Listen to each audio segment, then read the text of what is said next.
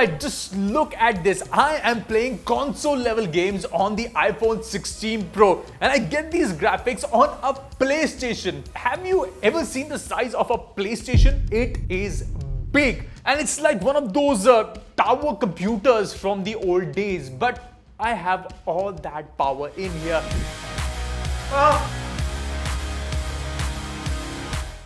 But wait, in this iPhone, or should I say iPhone? AI? Alright, sorry, the AI is kind of missing right now, but all about the AI, aka Apple Intelligence, a bit later. But first, about the iPhone 16 Pro. So about the iPhone 16 Pro, I'm going to be talking about all of the phone in 3 points: the good, the bad, and what's ugly about this phone. So without wasting further time, this is Cyrus. You're watching Fiiber by India Today, and this is a look at the iPhone 16 Pro.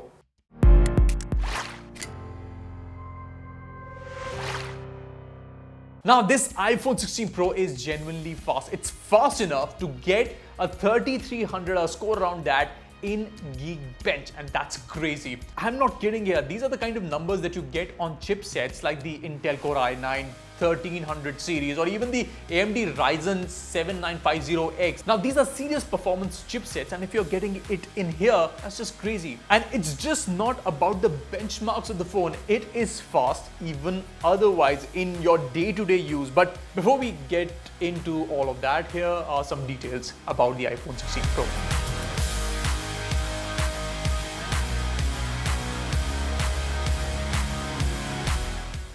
Now, this phone is running on the second gen 3nm chipset that Apple has worked a lot on. Now, these are the many cores that you have inside of the phone. That's the neural engine that can run models up to 15% faster than the previous generation, the 17 Pro. The graphics chip, by the way, is much faster now and offers you 20% faster performance than the A17 Pro. But all of these, by the way, are Apple numbers. We tried the phone in real life and we experienced the same. But how do we know that? We know it because we use the M4 chipset in the iPad Pro. And if you want to have a look at the review of that, it's right here, which, by the way, uses the same 3nm second gen manufacturing. It runs cool, it's efficient, it's a serious workhorse, and all of that you're getting in this phone. So the A18 Pro, yes, we have compared it with the iPhone 15 Pro, which, by the way, is right here, and we've used both of these devices, so we can say definitely in comparison the 16 Pro runs cooler and is much more efficient than the previous iteration. Now, I haven't encountered any lags or stutters while running basic daily tasks like web surfing, social media, gaming, etc. So it's a comprehensive device with a lot of performance coming into it, and you won't have any complaints. Even during my quick gaming test, I was able to run BGMI at max graphics settings, and this is the smoothest experience I've ever gotten in a phone. There are no frame drops. The added ray tracing tech also reflects light off of objects like it's in the real world. So gaming is perfect. To better this, the phone's thermal management capabilities have also been bumped up and upgraded. Like in our 30 minutes BGMI gaming test, the phone didn't heat up in quantities that hits the red zone. However, if you push the phone to its limits with high graphic gaming titles, it might just go up to 38-degree mark, and that's something very common that you come across a lot of the flagship devices. But before diving into what's good, I want to talk about a truly innovative feature that Apple has introduced in this series, and it's mind-blowing, and it's called Audio Mix. So Audio Mix is basically a new tech that uses these new studio mics that have been added to the iPhone to give you crisp audio by eliminating all of the ambient noise around. Here's a quick demo for you. So what I'm going to do is roll down the windows and let the noise come in, and then you'll get to see how clearly the studio mics that are on the iPhone 16 Pro work. So I'm going to just roll down the windows. You hear that? All the noise just comes in, and despite that, you will be able to hear my voice properly because now I'm switching to the in-person mode. So the iPhone 16 Pro gives you all of these options where you can toggle between different sound profiles to make you hear what you want to hear. And I think this is an excellent feature for video content creators. And also, if you want better audio output in your videos. Now let's talk about the camera here then, because even they are quite good. While the camera island looks the same, but there is a lot that has changed on the inside. For one, the 48 megapixel ultra wide camera is new compared to the 12 megapixel sensor that you got in the 15 Pro series. Now you can also shoot 4K videos up to 120 FPS cinematic footage, which just looks brilliant. Now these are some of the samples that I shot and the results are really good. There's enough stabilization and there's hardly any color shift when even the light changes. So that is also something to notice. Now the file size for these 4K footage is not heavy. A 1 minute video is hardly 200 MB, which tells that Apple's ProRes codec and even the HEVC coding has worked efficiently to make sure that you can save up on a lot of storage space. And then there is the 12 megapixel telephoto lens, which now supports, by the way, 5x optical zoom. And this is an improvement over the 15 Pro that had 3x optical zoom. Now with the 5x shots, they really come out well on the 16 Pro, and you can expect good, crisp, detailed shots even when the lighting is low. Now the 48 megapixel fusion camera, which is the primary sensor, adds a second generation quad pixel sensor that can read data almost twice as fast. Now I was surprised with the shutter speed that I could get. It's quick and fast responsive, doesn't waste any time, and there's hardly any delay, which makes sure that all of the shots that you get, most of them are usable even if you have objects moving in front of you. Could be a car, could be your cat. Now most of the shots with the primary sensor have the right amount of exposure and detail in daylight, and there is plenty of dynamic range if you want your pictures to really stand out. Now it balances the color tone automatically, giving you the perfect color temperature no matter what scenario you're in, if it's day or night. And even if you're clicking under artificial light, your pictures will come out good. Now both the iPhone 16 and the 16 Pro bring a major upgrade, which is called the photographic styles feature. Now this is basically a feature that allows you to change the color tones, the skins, the shadows, even after you have clicked the picture. You can also make these changes while you are actually clicking the picture using the trackpad and the slider that you get in the camera's UI, which I think is an excellent feature for photography enthusiasts who like to play with color. I mean, I liked it a lot. Now the caveat to these processed images is that they tend to be relatively a bit heavier in size compared to the regular shots, which means you are using up more data, around 25%. So that's the only thing that you need to worry about. I personally think that it's a nice feature to have on your camera phone, lets you play with colors in real time. Some of the low light shots are really good. This one I clicked in the basement of our office and it looks pretty balanced in terms of contrast and lighting. Yes, some of the images lack a little detail when you zoom into the shots, but the overall composition is quite good. What really impressed me is how much light the sensor is able to grab. This is my room in complete darkness, and the only source of light is the light coming from outside. Despite that, the Pro has been able to capture some of the details on the wall, which really impressed me. Now the ultra wide shots also offer plenty of detail, have enough field of view and dynamic range, so there would be no problem when you are clicking landscapes as well. Now, like Apple usually likes to do, even in the camera department, there is one more thing. The good thing about the ultra wide lens this time is that it has very short focus distance. What that means is that you can use it as a macro lens. It is even better than clicking on the regular macro mode on the iPhone 16 Pro. And this is an example. Just look at this grasshopper and look at the skin, the texture on it. There is so much detail right there. And this, by the way, was clicked in low light and under a street light at 10 p.m. Remarkable picture in terms of contrast, clarity, and the crispness, the details that you see in this one. I also love the portrait shots on the 16 Pro, even with my curly hair. The edge detection and the background separation here is quite accurate. and even the portraits outdoor are very nice. So I would say some of the selfies might struggle with edge detection, but the overall experience from the front camera has been good. You just make sure that you are clicking in the right angles and with proper lighting to get the best shots. The screen, yes, the screen is also good. While the design is the same, I won't deny it. You look a bit closer at the screen, you are getting more display area. The bezels are much thinner this time around.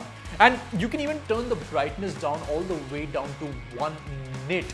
And if it gets too bright, there is enough display brightness on the screen as well. Battery life, I would say that again, has bettered and gives you good performance even if you consider it with regular use. Now, in my daily use, the phone lasted me a day easily, but hardcore users might encounter faster drain, so carry the charger with you. The speakers are also excellent. They have punchy audio for all kinds of content, be it games, be it movies, anything that you're watching. So yeah, I won't be surprised if you end up using the phone's speaker more than the headphones in a private space. Don't disturb others, please. So yeah, like many other phones that I discussed before, even the iPhone 16 Pro is not perfect. There are a few things that might upset Apple fans and give a lot of meme fodder to people who believe in Android. So let's talk about what's bad.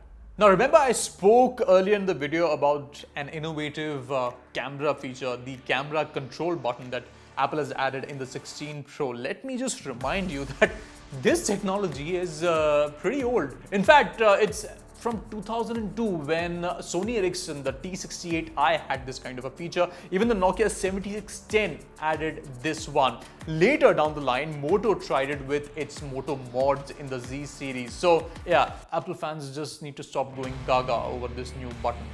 Now, the only new thing about this camera control button is that you can slide across it to change the modes, and I don't really know how many people will actually use this feature seriously, especially while holding the phone vertically like this. It's really fidgety and never easy to click pictures like this, because when I was doing it, I ended up shaking the phone a lot, and especially with the cover, it gets even more difficult. So yeah, while this is okay, yeah, I won't be using it like this. Sure, there will be some people who might find the button useful. Maybe you're using the phone on a tripod. Maybe somebody finds the the orientation a bit better when they're using the case, and the camera button is a good option for them. So I'm not saying it's absolutely not worthy here, but some people might find it really handy. I mean, different people might have different opinions, but for me, I don't think it's very intuitive, as there is just the one press and 2 quick presses. There are a lot of these presses that you have to play around with to get the accurate results. I think most people will simply forget that they have this kind of a feature on their phone and would just end up using the shutter that you get on the display. So yeah, different thoughts and opinions on the camera shutter, but it's not that wow for me. Now hang on, where is the AI that Apple really talked about so much at the event, and it even showed that glowing Siri feature that glows around the phone? Where is all of that? Yeah, it's not here. It's not on the iPhone 16 Pro, not yet, because Apple said that it will be coming in October when Apple releases the iOS 18.1 update. So yeah, it's been a bit of a downer for me. And yes, the bezels might be slimmer, but come on, it's practically the same design as last year. You're just getting a better version of the ceramic glass on the phone. No doubt, it is a good design, it's lightweight, it's super strong and works like a charm, but you kind of lose points when you want to have a unique identity with the iPhone, and that's where I feel that some of the iPhone 16 Pro users do lose out. It's more the same, but it's better, but still the same. It's better, but same. I mean, what else am I supposed to say? Usually, iPhones don't even venture into ugly, because Apple is quite good at making these phones. Even if they miss a beat or two, they don't make the phones unusable, and that's not the case here as well. However, there are certain things that I want to point out. Now, one is charging speed. Now, I know that Apple is still giving the same old 27-watt wired charging on the Apple iPhone 16 Pro. Now, that's basically to keep the battery health for a longer duration. You get to use the iPhone for a longer time, but I still think it's slow. I mean, don't make the iPhone charge at maybe 100 watt or 120. That's just like extravagant and sometimes unnecessary. But maybe 40 watts, probably 50. I mean, that could be done, right? Charging speed, I still believe, is still slow. How slow? Well, you can get from 0 to 100 in about 90 minutes. And while the 50% charge still comes to you fast, it slows down post 85% to protect the phone's battery health, of course. So I think that's a good feature, but the charging is a bit slow. Wireless charging, though, has been bumped up to 25 watt. However, it takes its own sweet time, and you get 22% of charge in 30 minutes, which, I mean, you have to be really patient with the iPhone. And despite all of what I said and whatever has been done, it's surprising that the iPhone 16 Pro is still getting all of that hate from people who haven't really used the phone. And to be very honest, I can't really find anything wrong with it. I mean, yes, the design is same. It's not got that wow factor in terms of features and everything, but it's still a solid phone overall. The A18 Pro chipset, by the way, is a game changer and could really benefit iPhone users in the long run, especially with all of the new AI features coming out soon. Gaming on the 16 Pro really sets a new benchmark for all of the smartphones in terms of gaming. Now, I found the camera control button functionality a bit finicky, but maybe cinematographers, landscape photographers, and people who do a lot of photography might find it useful. I'm not saying it's absolutely useless, but regular people might not find a lot of utility with it. Now, I definitely didn't like the vertical mode when using it. So yes, a lot of people will agree in that regard. And yes, you will get used to it while playing around with it. So yeah, just go and experiment. Have fun with it, I'd say. Cool.